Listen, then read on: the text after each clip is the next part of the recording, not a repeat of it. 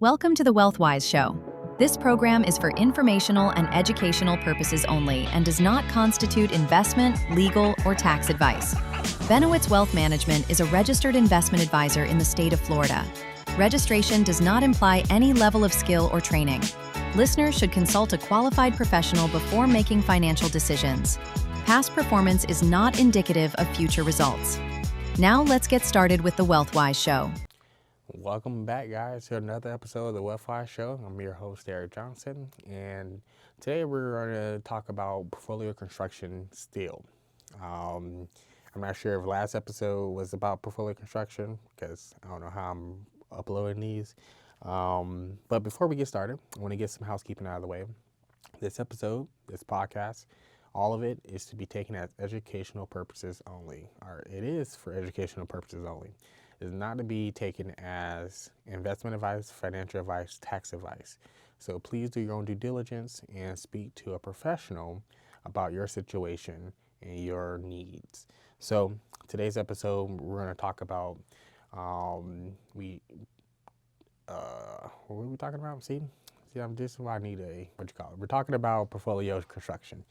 I know I talked about it a little bit, especially with the foundation, with index funds, asset classes, diversification and things like that. But one of the things that a lot of people don't know when they come to portfolio management, and if you don't have someone helping you, like with my job, I do rebalancing for my clients. And so for you as an individual, if you're younger, I'm talking about 16 to 18, 20, 25, 30. If you're nowhere near retirement age, I'm talking to you. And so a lot of people, what they do is they do set and forget it. And that's good, you're not touching your portfolio, you're sticking to your plan. That is what you want to do. You want to have discipline. But there are times where you need to go in your portfolio and you just need to rebalance it.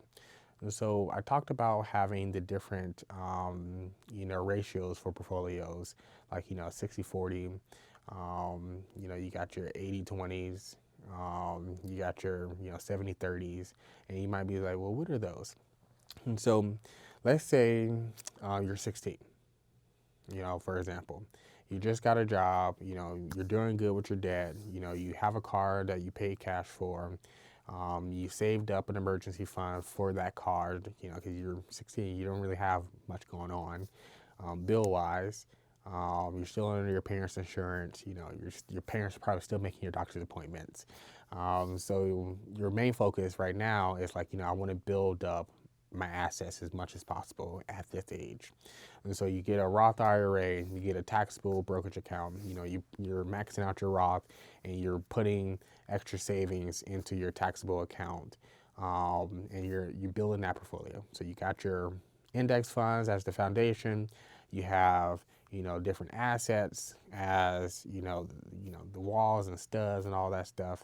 Then you have your individual names, your individual companies as the decorations of your home, building out your personality here.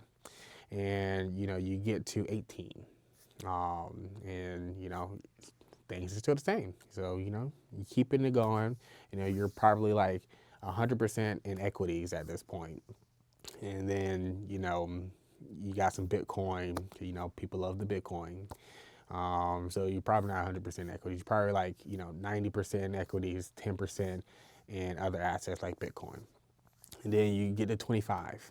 You find you finish college, you started your career job, you found a girl you liked in college or a guy you liked in college, and, now you guys are dating. And so now you're thinking about the future. You're like, okay, well, I want to really start putting something away for home. I need a better car. I had this car since I was 16. I was living with my parents, but, now that I graduated and got this job, I'm going to be moving out. And so you want to adjust your portfolio to fit, your new goals in the future. And so you drop down from 90% equities to 80% equities. You got some Bitcoin, and since you're saving up for a house, interest rates are high. You put some money away in some bonds because, you're going to use that as a down payment, collecting that interest. And then as rates start going lower, like yada, yada, yada. You get what I'm saying here.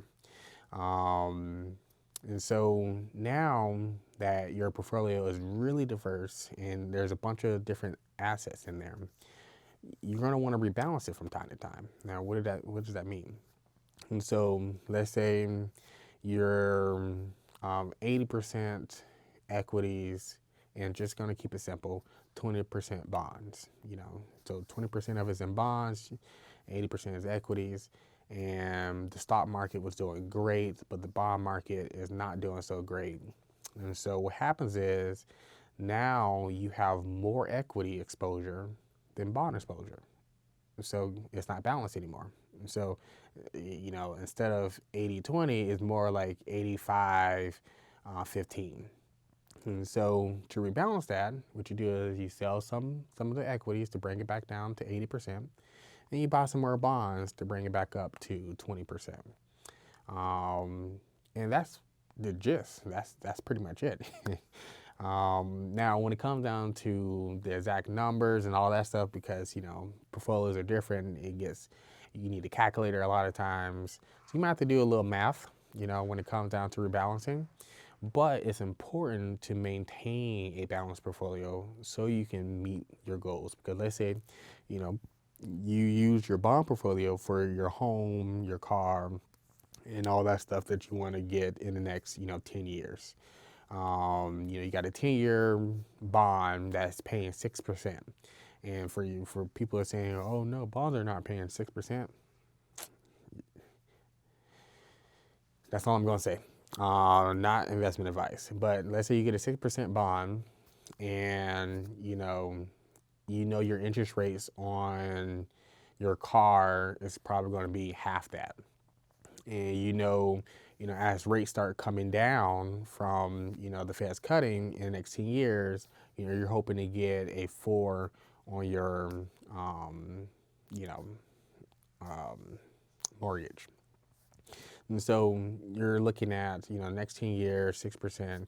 I know I said 4, I meant 3, but I'm trying to keep it simple. So you got 3% mortgage, 3% car payment or car loan. And so you put the money that you normally would, normally put in savings for saving up for this item, you put it into the bonds, getting that 6% for the next 10 years. And so if the bond market doesn't do what you want to do, in this year, then you're gonna have to rebalance it. The markets went down a little bit for the bonds, and the markets went up for the equities. Then just gonna have to put some money from the equities into the bonds, and that's it. And the reason why you want to do that is because, like I just said, you wanted to keep it balanced. You don't want to be short. 10 years from now when you're trying to do your thing. You're witnessing live a mind blank. Yeah, this is early in the morning for me, and I totally forgot what I was going to say next. But the point is, that's how you rebalance. And the reason why you want to do that is, like I said, you want to keep your portfolio balanced so you can maintain your goals. And I'm not trying to stretch this episode out longer, but I kind of feel like I am, because that's pretty much it. And that's one of the things that is simple, but a lot of investors and a lot of people don't do it when they're managing their own portfolios. And once they get to a certain age, things are a little wonky, like their projections are off because they did not constantly rebalance their portfolio. And then on top of rebalancing, they haven't adjusted for new life goals. So like I said, from 16 to 18, from 18 to 25, you had a certain goal and you were like 90% in stocks.